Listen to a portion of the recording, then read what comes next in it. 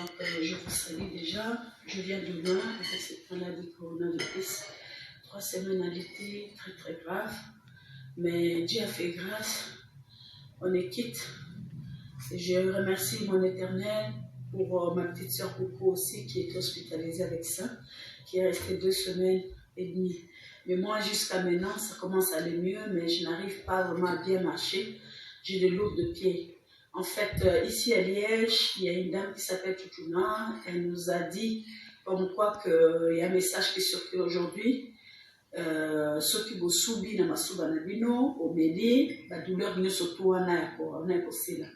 Bon voilà, j'ai mon ami François Chimanga, na ebisaki ok. Ngai makulizo sala passe, banzoto sala passe, voilà le preuve. Masuba ya ngai moko ya ngoyo, na uti kosuba.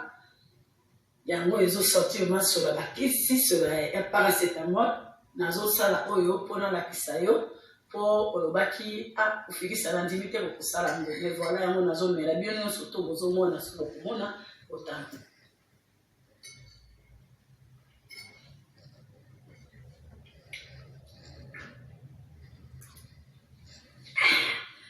ameli bon voilà les épreuves suite boyeba soki na yoki malamu ou na yoki malamu te.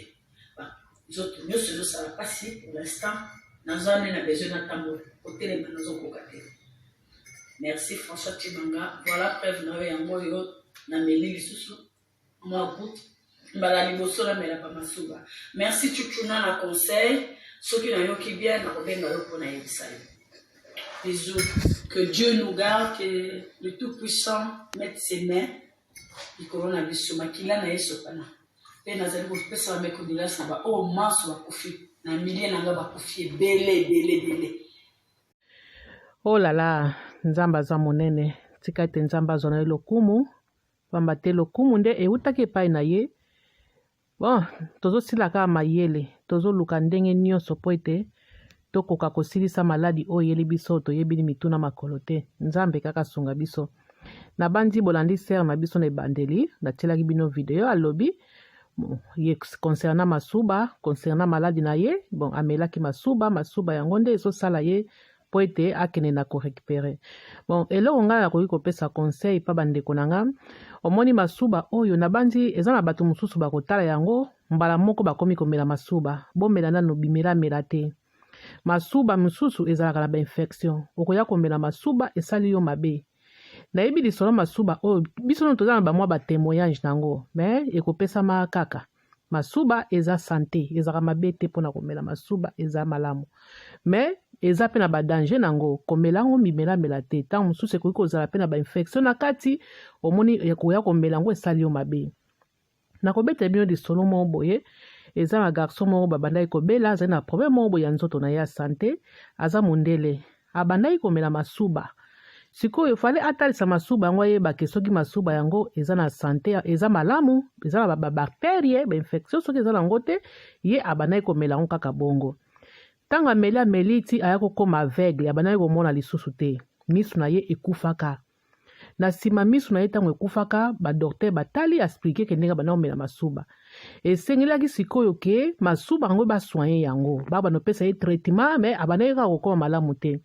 Ti ye moko soye masuba na ye très bien abanaye kolia mingi ba légumes autres ba gemuse kolia ba ops wana ba fruits donc komela mingi aye ko soye masuba na ye moko pe mipesa ka traitement tango masuba na ye komi soin abandi komela yango ti mikolo elekaka akoma ye komona yango na bandeko na ngai na yebiki na tango oto sili mayele tokomi kolanda bilanda mais nyonso eza ya kolanda te tokeba eloko eleki prière ezate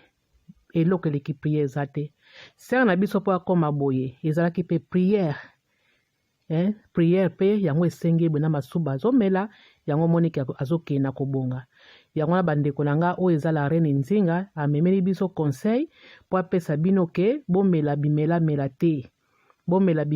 te botalisa nano masuba po masuba mosusu eza na ba bactérie ba infection yo koya komelaka bimela masuba omone esali yo lisusu mabe makasi au moins kana ipe ke ozo problème makasi te ozo problème makasi à partir ya masuba na yo oyebi ta masuba na yo te soki eza la santé soki eza la santé te soki eza na bactérie soki eza na bainfection soki eza na bainfection te yango na bandeko na nga tokeba mais mpona masuba oyo nzambe merci bon nga mpe nayebi pourquoi nazoloba boye nzambe merci concernant masuba oyo ekopesamaka batémoignage nzambe azwa lokumu pamba te lokumu eutaki epai na ye tolemba te toza na posa